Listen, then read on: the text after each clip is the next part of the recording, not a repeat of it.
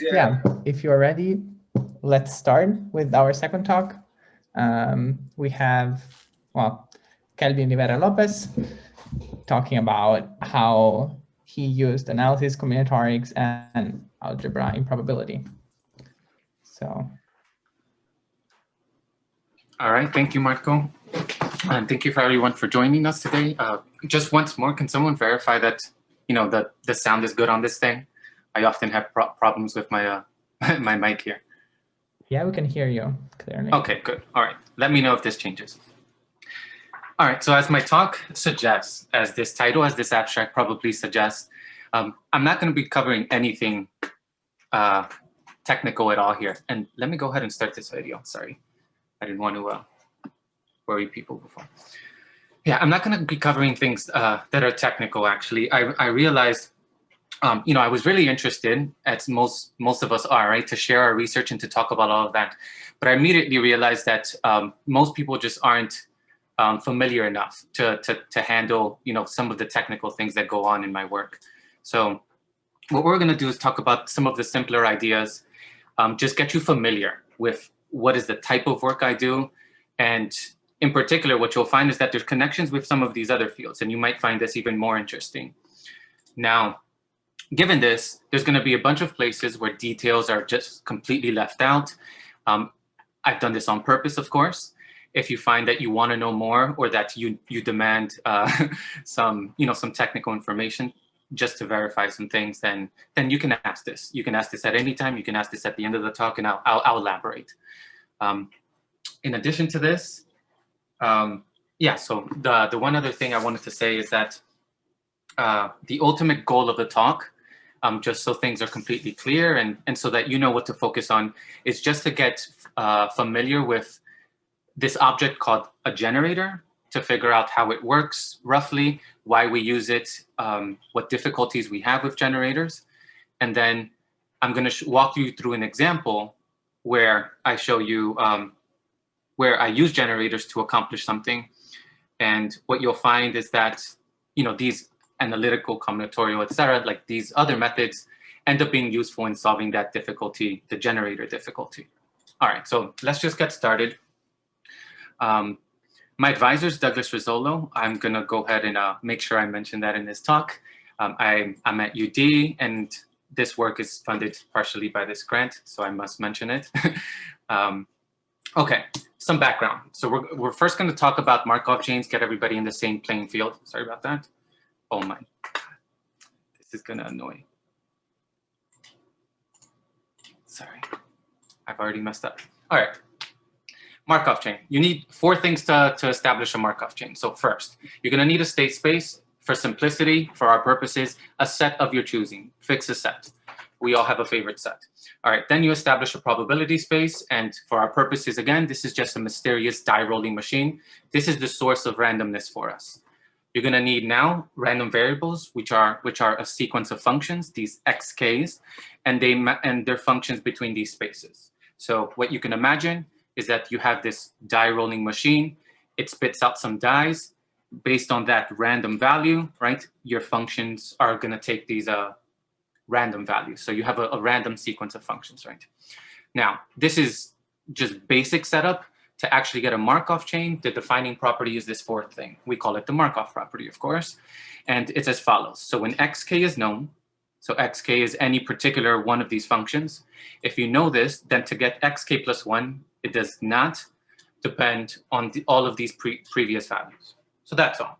And in words, just to make this simpler and to give you something to remember, is that the present, when the present is known, given the present, the future is independent of the past. So there you have it. That's all you need to construct a Markov chain. And if you haven't seen them, then this is perfectly good enough.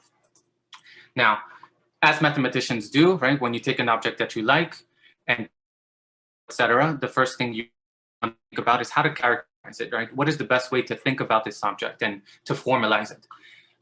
I'm going to use just a few diagrams to establish this argument, because we can do this easily for Markov chains. And it's as follows. Suppose you have x0 given to you. This is the first sequence, item in the sequence, then you assume, and probabilistically this is easy to show, that there's some sort of transitioning process you can use, call this the mu1 process, and that's going to tell you what you need to know about x1. Okay. Now you've identified both of these values, and so you want to think about getting the next value in the sequence. Now you use the Markov property. The Markov property says x2 only depends on x1, right? And so you just need a transition between these two things. And so now you can continue down this and produce the entire sequence as long as you have all these kind of transitioning of operations, all right? And notice that the Markov property here, pictorially, is just these local transitions. That's what the Markov property gives us, that the dependencies are all local. All right, how do we characterize things now? Well, we assume, at least for the moment, that we're dealing with this case, the case when all these transitions are happening in the same fashion. This is equivalent to time homogeneity, so it's not in any way a strong condition. And when you assume this, you find that mu characterizes the chain, right? All the transitions are the same, so you just need one item to kind of produce the entire sequence. Nice. Given this, right, there's still this, okay, so one more thing to say. Now, typically, we don't use, I'm using this very, abstract object called a transition function, I think I said, but typically you might see this referred to as a transition matrix, P. And this transition matrix has some values Pij, and they have the probability of transitioning to J from I. Easy enough. Now, one thing that's important to recognize is that this is the right characterization. Not only is it a characterization, it's the right one, so to speak, and it's based on two things. So the first thing is that it's easy to analyze, right? We always want that when we characterize an object. We want it to actually be something we can work with. The second thing is that it's useful. That's the other thing, and it turns out to be true. So in fact, anytime somebody works with the Markov chain, this is the first thing they ask for, the first thing they demand. Give me the transition matrix, and then I can play with the problem. So having done all of this, we're going to move to a slightly more general case. We want to think about Markov processes. Excuse me, may I ask a Sure. very quick question on notation? Sure. When you say yes. Pij, Ij are elements of S of the space yes. of the target space? Okay, thank you. Yes, elements of S, and since I'm there, you're going to assume some sort of countability condition, right? Otherwise, you don't really get a matrix, right? Sure, thank you. Okay, but that's, yeah, all right. So, okay, yeah, so to move to the more general case, Markov processes, not really chains, then we go back to our original slide and we just have to make one change. And the change is this, that our random variables now are defined over time. Or that, sorry, the family is parametrized in time. That's all that's changed at this point. So now what we would like to do, this is of course a more general process, and we would like to, of course, do the same type of argument. How do we characterize these arguments? Now, it turns out this is a bit more difficult, but we can start from the same place and try to use that same idea. So let's go back to these diagrams. We start at x0, we use some sort of transition operation, whatever that is, and we can get xt, right? Of course. If we still have this time homogeneity, then the same one can be used, and that evolves to the next time interval, right? 2t, sorry. And then you keep going, right? So it turns out you get one of these things, and the best you can do is get all multiples of t, right? And of course, refining t, or making this time interval a bit smaller, what you get is you get more information about the chain, about this process, but you don't get the entire process, right? There's still the gap between 0 and t, and that gap is present everywhere else. So what we would like to do, of course, the natural thing is how much can we squeeze this interval, right? The interval between 0 and t. And so in particular, what we're asking is, can I analyze what's happening to this transitioning process when t is going to 0? And presumably, if I can squeeze that all the way, then I get the entire process. I get something that characterizes, right? It's quite a naive idea, of course, inspired by the simple case. It turns out that that this isn't completely naive or ridiculous. So let's talk about how actually let's talk a little bit about what that limit looks like. So for it to take place, we're gonna assume some regularity. Now, this isn't too important at the moment. Just know that, as always, limits can't be taken without some sense of regularity. So as long as that regularity is there, an analysis can be done. So now this is good news for us, because we actually end up with something. In the previous case, we ended up with a transition matrix. This time we end up with a linear operator. And this does seem like the natural generalization, right, of a transition matrix. So it seems like we've made some progress, right? An analysis was successful. We obtained something, so that was successful. So we're hopeful now. Now, one interesting thing to mention about this operator, we're going to denote it G, and it's not an operator on C of S exactly, because its domain is a subspace. And we know that, except for trivial examples, this is a proper subspace. And more on this a little bit later. But the good news, and this is exactly the question we were after, right, is that this generator does characterize the process. It tells us, it uniquely identifies the Markov process. Now, this still doesn't tell us, right, oh, sorry about this.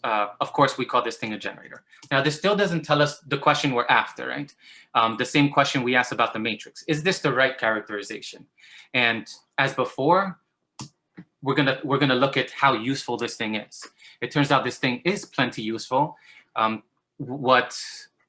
first thing that generators allow us to do is that they establish these very unexpected connections to PDEs. I'm not going to go more into that now, but they are there. And if you've heard of these connections, the connection is through the generator.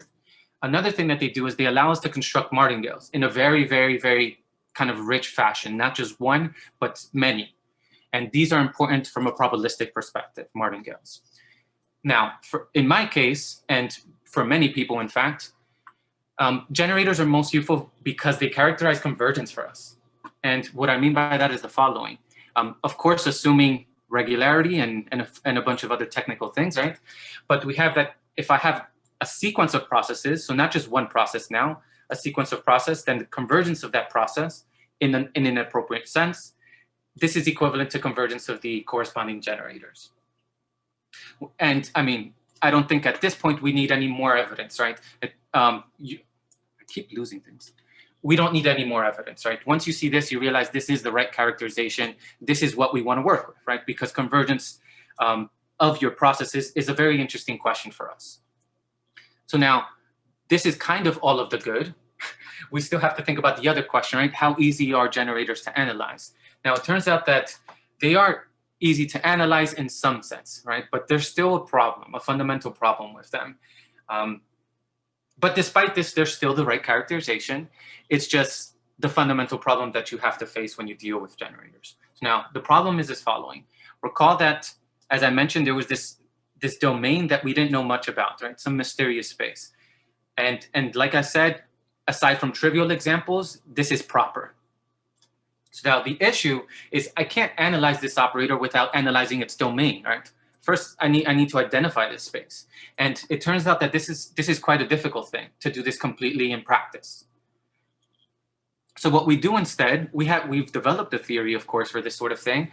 And what we realize is that you don't need to identify D itself, the entire domain. And instead, we seek what's called a core. And it's some subspace of D that's going to be good enough for us. And good enough is classified by two conditions. So the first condition is being big enough. It needs to be big enough that the generator can be determined by its restriction. And so, of course, you can think that D prime needs to be sufficiently dense or something like this, right? So now the other thing is that it still has to be small enough. And small enough here means that we need to be able to do explicit computation on this subspace. Now, what do I mean by this? Well, it's the example you can have in mind is you can think of polynomials being dense in continuous functions, right? The computation you can do with polynomials is much, much more easy, right? Much more maybe applicable in certain situations than you can with continuous functions. And it's that exact idea that you can't be too big, that the computation starts to become difficult. So those are the two defining conditions that we kind of look for in a core. And that's the fundamental question. Can we find the space that satisfies these conditions? If so, then everything is good, that we use generators to do the things we need to do, and often things work out. So now what I want to do is I want to go through an example. That was kind of the story of generators and whatnot. I'm going to go through an example, and we'll see in this example how I end up working with with generators and Kelvin, etc. Yes. Is core unique? Say Like this once for a more. given generator. For a given generator, is D prime unique? D prime is not unique. No, that's a very good question. So the core, there are many cores that you can choose. Definitely. Yes. Okay. Yeah. So this complicates the question a little more, right? Because there's not even one space. One has to choose the space that maybe the computation is better in certain ones than others, right? So of course it's a question of making a proper choice, a clever choice there. All right. So let's work through an example. And in this example, the general idea, there's going to be a lot of detail or more detail here, but the general idea that I want you to take home at least is this, that in finding our core, right, meeting those two conditions, we end up using algebraic methods to establish this big enough condition. And we end up using combinatorial methods to establish the small enough condition. And both of these things are quite surprising. And it's at least for me going through this work, it was quite interesting to go through and to learn about. So hopefully these connections are interesting. All right, we're going to begin by defining our space. So we have a space of compositions. This space is going to be denoted by the script C. And let's define what a composition of n is. So depending on what n is, if n is bigger than or equal to 1, then a composition is one of these sigmas, a tuple, and each of these components must be an integer, and they must sum to n. Okay, simple enough. And in the trivial case where n equals 0, it's just the empty tuple. We're going to need this for strange reasons, but that's what a composition of n is. So what we do is we take all the compositions of n, we put them in a set, and then we get the Cn, nice enough. And then putting all of those together, we get our space of compositions. All right. Now, there's one fundamental thing we need to know about compositions, and that's going to be useful to us in this talk. And it's this, that compositions are going to correspond to diagrams. And this is what makes these, this is where combinatorics comes into the picture. And so an example of this is as follows. If I take one of these sigmas, let's say 2, 3, 1, 1, 2, this corresponds to this diagram here. So you can see here that each component tells you the height of one of these columns, right? So of course, so if you've seen Young diagrams, the difference is that order matters here. All right. All right, good enough. So now having established this, having identified these nice having identified these combinatorial spaces, let's introduce the chains. So we have a family of chains. They're going to be parametrized by n. And so the state space of xn is Cn. No surprise there, right? And of course, as we said before, I just need to specify a transition matrix really, right, to define a Markov chain. And I'm not going to describe this in detail, but just give you a rough sense of what this looks like. And I'm going to use this picture to do this. So the transitions in this process are described as follows. So suppose I have a composition of n. In this case, n is 6. Then I'm gonna use these points to kind of perform this first transition. So I'm gonna either add to an existing column or create a new column. So I'm gonna add a box. That's what I'm gonna do. I'm gonna make this a bigger diagram. And the way I have to do this, there's some restriction. I don't have complete autonomy here. It's according to something called the Chinese restaurant process. So now here's a connection with something that's very, very interesting to probabilists and in Bayesian statistics, etc. But today we won't talk about this now, or at least now. Just know that there's some random process that decides this for us. Anyways, we end up doing one of these transitions. So for example, I can insert a block between the first two columns, right? There we go. So then the second thing you do is you make a uniform deletion. Choose one of these and delete it, and you end up with the same number of blocks you started with, right? And so of course, you're still in the right state space. You still have a composition of n. That's what our transition kind of process is. So the fundamental question we're going to ask about these is we're looking for some x, some new process x, and we want x to be the limit. We're looking for some convergence of these processes. Now, we've already seen, right, that this is equivalent to a question about generators, right? And that question is whether the generators converge, right? Now, in this case, I don't know what the generator of x is, right? What I want is I look at these, I take a limit, I get some operator, and then I hope that that's the generator of something. But for the moment, let's just assume we know X and we just want to establish this connection. Now, given that we've used this word convergence a million times at this point, we're going to have to introduce some metric space so that this convergence actually makes sense. And that's going to be our first step here. So the metric space, we're going to start by defining an ambient space. And ambient in the sense that all compositions are going to go in here. So that space is going to be denoted U, and it's the collection of open subsets of 0, 1. So every open subset of 0, 1, standard topology, that's going to be an element of this space. Okay? So now we're going to define an inclusion, and this inclusion takes all the compositions and puts them inside of this space. And we do this in the quite natural way. If I have a composition of n, then I define this open set. There's a bunch of intervals in that set, and the length of one set corresponds to the first component, to each component, right? So here the length is sigma 1 over n. The length of this one is sigma 2 over n, and we go down this line until we get to 1. Okay, so each one corresponds to a column, right, in the diagram. That's our inclusion. And then we define a metric, which it's not tremendously useful for this talk, but I just wanted to make this clear. We end up using a variation of the Hausdorff metric. So two open sets, the distance between them will be the Hausdorff distance between their complements. So the reason we have to take complements is that Hausdorff distances, well, it is a nice distance between sets, but in particular, it works nicely with closed sets. And so that's why we're going to take complements there. All right, so now the first exercise that we want to do is to show that this inclusion is actually the right thing, or in particular, that this is the right ambient space. So to do that, we establish this, show that these compositions are dense inside of U. And in fact, we need to establish something a bit stronger for our purposes. We're going to have to show this property. Every open subset of U intersects all of these composition sets. So these are each finite, remember that. So intersects all of these except for maybe finitely many of them.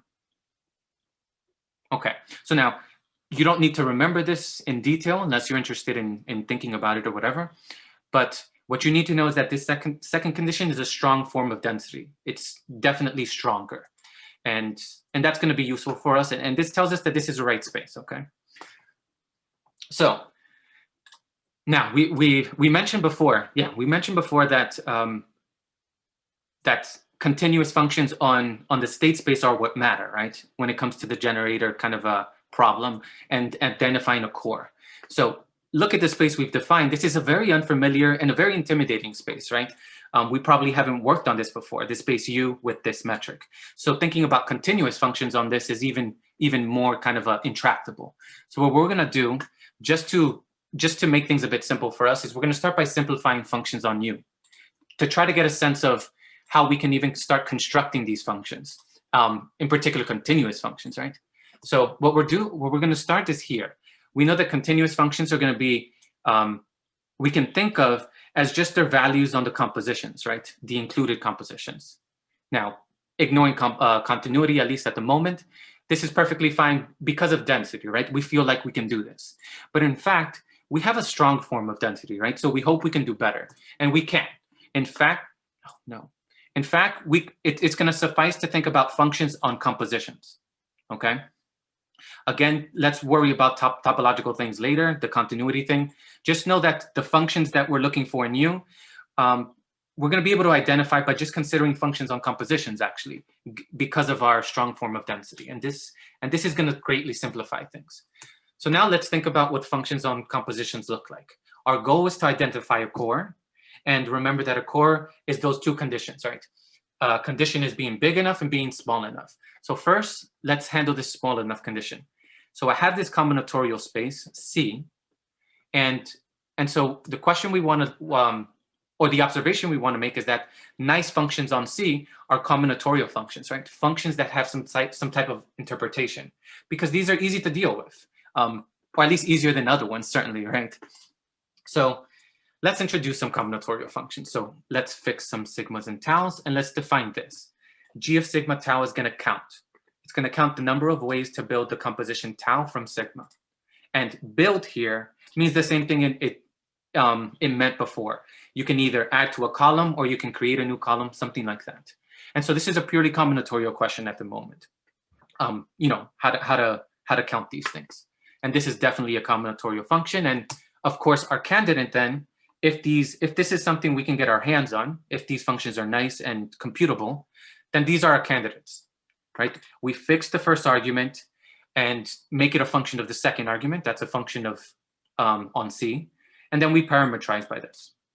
This seems like a nice choice, of course, because this seems pretty nice. And we have a lot of them, right? We have one for each composition. So it seems like this is a rich class. And one of these questions that we have is immediately going to be answered. So there's this exercise where we can actually find an explicit formula for this. And this isn't too bad. This isn't too bad. We can do this. It's a nice combinatorial exercise. And having done this, we verified that this is true, that these functions here are nice functions, or I should say these. So now that they're nice, we've already identified that problem, right? That's that first problem that's been done immediately. All we have to do is show that these things are rich enough, right? Now, it's going to be difficult to take these combinatorially defined functions and identify them or relate them to functions on U, right? So we're going to need some sort of intermediary kind of way to move to U. And so we're going to do that using algebraic methods, as I mentioned before. So now we're going to introduce the algebra of quasisymmetric functions. And one way to do that is just to introduce something called a monomial. So monomial is if I fix a composition sigma, then I can define a monomial as follows. So every monomial is related to a composition, and it's defined by this formula. You don't have to remember this, of course, but just know that, you know, it looks roughly like a polynomial, and of course the powers that show up here come from the composition. All right, so whatever that's worth, that's what a monomial is. And the algebra of quasisymmetric functions is just the span of these. So these build the algebra for us, okay? Now, it turns out that for our purposes, we're going to need a variation of these. So we're going to use these variants. We're going to put stars there, and we're going to make a change. So instead of sigma being my exponent, I use down sigma. And what I mean by this is the following, that A down B is going to be a falling factorial. So I still have B terms. There's still B of them, but they decrease by 1 each time. So this isn't a big change. And in fact, what you'll find is that these also build the algebra. This is also a basis. So we haven't in any way kind of destroyed structure, but you'll find that we've gained something, that these functions are nicer for us. All right, so they're nicer because they're going to make this problem easier for us. It's going to be easier to relate the quasisymmetric functions to the functions on C that we identified. And we do this, we do this as follows. So given a sigma and a tau compositions, then we define the action. So a quasisymmetric function was just a very formal object, just like an algebraic function tends to be. But we're going to define an action. So we're going to let it be evaluated at a composition tau. And we do it in this way. So you take the sum that you had before, and you put a bound on these i's. And you do that because then you need to evaluate at tau, right? So to make this simple, I needs to be a component in tau, so I needs to be bounded. That's all. So just know that this is the very natural, really the only way to define this. But we've done it, okay?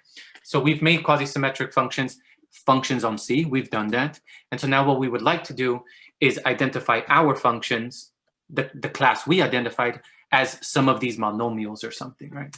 And we do that in this exercise. So this is a quite surprising connection. This G sigma tau, these functions that we liked, apparently up to some scaling, so these terms over here are really just scaling terms, that it's just one of these M stars. And this is quite surprising, but of course it's going to be something that's extremely useful to us. And the size of a composition here, I haven't defined this yet, I think, but the size is just taken by summing the components, right? All right, so the takeaway from this slide is this connection, that the family that we had before, the G sigmas, is essentially the same as these M star sigmas. So we've identified the functions of C as quasisymmetric functions, okay? Now, we've made progress, and I'll show you how we've made progress. Now, remember we had this approximation, right?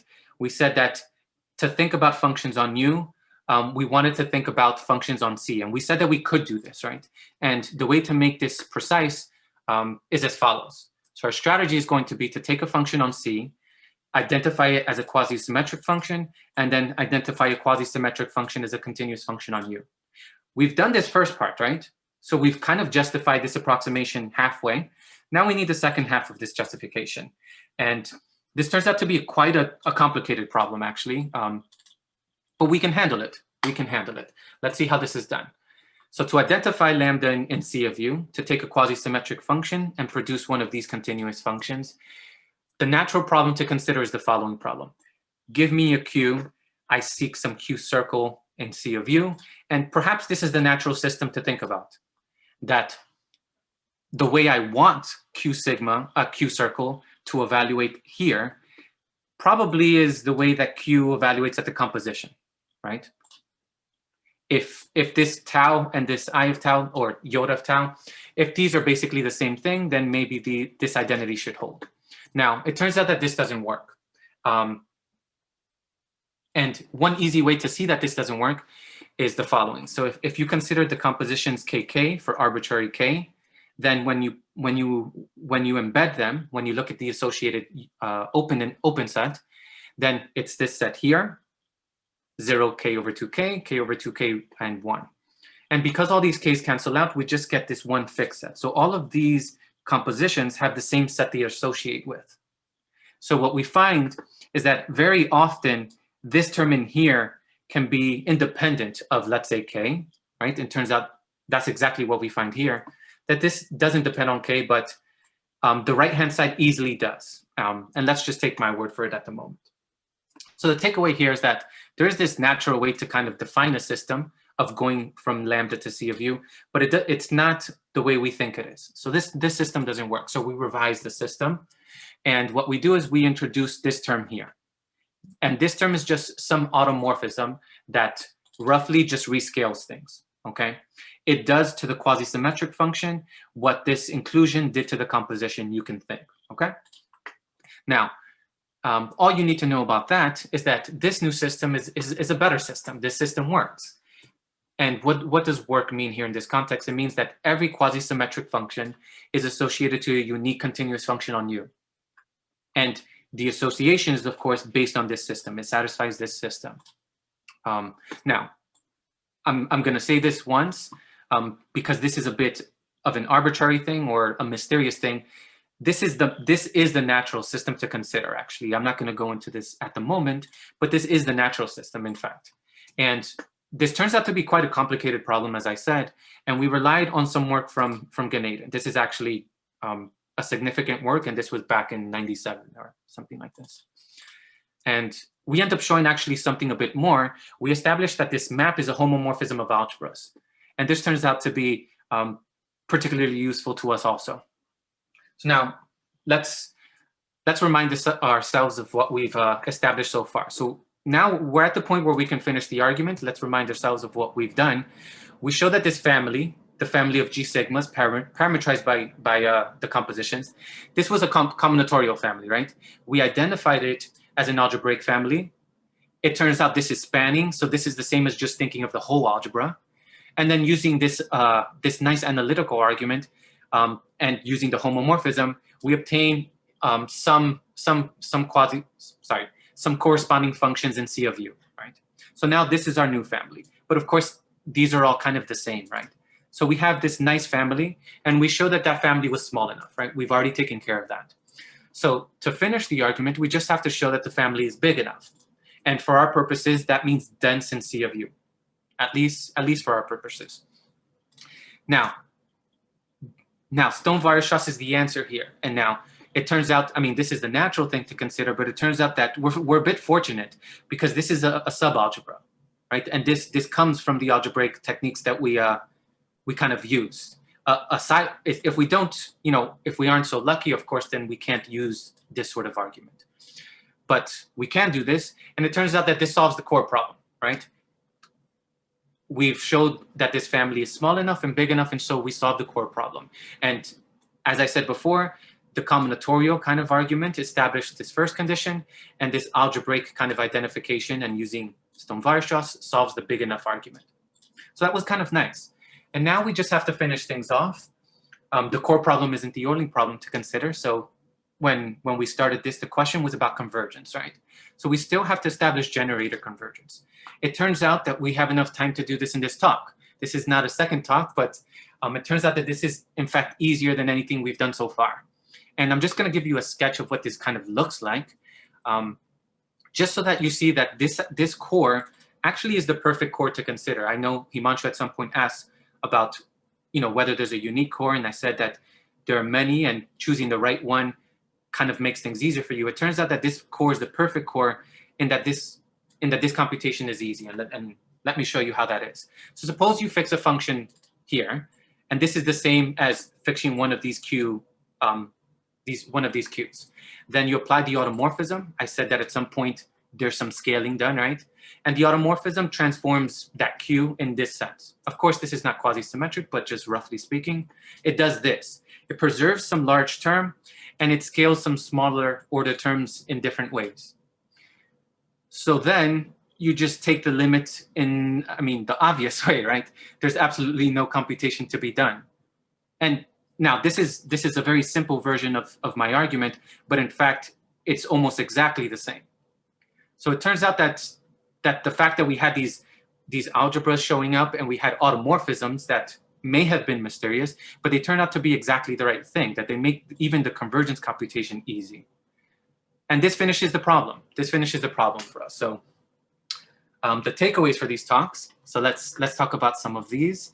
The takeaways for these talks, we talked about how generators of Markov processes are essentially analogs of transition matrices for Markov chains, right? So that's one of the takeaways I want you to have. If anything, that's the one thing to know about them. And if you feel like remembering more, then you can remember that the reason that they're analogs is because they characterize the process, that they're extremely useful, and that they describe small time evolution, okay? In this case, t going to 0 was kind of small time evolution. In this case over here, one step was small time evolution, right? So that's one of the takeaways that I want you to get from generators. The other thing is that they have this kind of core problem in two senses of the word. It's the fundamental problem, but it's also the problem of finding d prime, right? Finding that core. And usually what we look for is we look for those two conditions. A core should be big enough and a core should be small enough, right? We said those conditions. And some of the other takeaways, so the combinatorial connection that we have found, and in fact, plenty of people have found, this isn't the first example, but that combinatorial state spaces are very convenient for computation, in particular for generator computation. So that's kind of nice. And if you aren't familiar with this, this is one of the reasons why probabilists like to consider combinatorial state spaces. The other, and yes, they're useful for this small enough computation. And then what we've also found, which is a bit of a newer connection, although this isn't, I'm not the first one to identify this. I've taken this from someone else's work. I can speak about that a little later if you like. But we've identified this nice connection also, that because algebraic methods tend to be a bridge, right, between combinatorial and analytical objects, then it seems like these methods are big enough for this, are useful for this big enough computation. I'm sorry, I saw something in the chat. I don't know if I'm stuck. I can't see the chat apparently. No. Not for me. Okay. Okay, fine. All right. So yes. So this is, so from an algebraic perspective, if you're interested in that sort of thing, this is how we ended up using them, right? They were a bridge between these two things, and they ended up playing a role in this big enough kind of argument. Okay. So the last thing I just want to say is thank you. Thank you for listening. Hopefully you can take away something from the talk. At least feel more confident talking about these things. And as a reward for your good patience with me, I'm giving you some more exercises. The first three are three that you saw, but some more exercises if you feel like thinking about that. A mix of combinatorial, analytical, and algebraic things, I believe. And if you're interested in this work, if you're interested in maybe these exercises, then here's a paper of mine, and that's the work that I talked about here can be found there. I can be reached by email. You can feel free to contact me or go to my website. Whatever you think is the best way. I'm open to anything. And yes, once again, thank you, and thank the organizers.